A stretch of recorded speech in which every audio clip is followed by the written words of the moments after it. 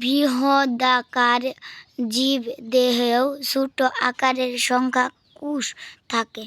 একটি অণুবীক্ষণ যন্ত্রের মাধ্যমে তুমি যদি বিভিন্ন কোষের দিকে তাকাও, দেখতে পাবে যে বিভিন্ন কোষের আকৃতিতে ভিন্নতা রয়েছে।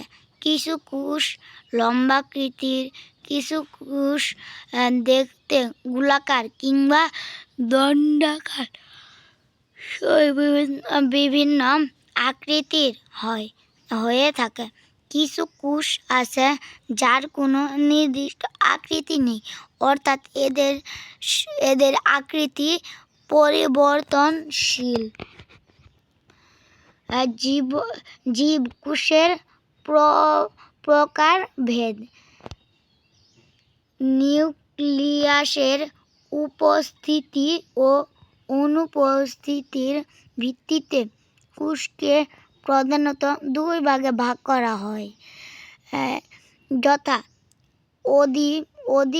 আদিকোষ ও প্রকৃত কোষ। আদিকোষের নিউক্লিয়াস কোনো আবরণীয় দ্বারা আবদ্ধ নয়, যেমন ব্যাকটেরিয়া।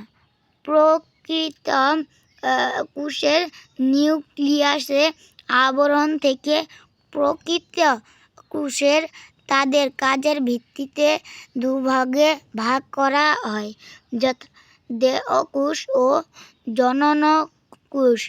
দেহকোষ দেহের গঠন ও বৃদ্ধিতে অংশগ্রহণ করে। এসব কোষ বিভাজনের কারণে জীবদেহ বৃদ্ধি পায়।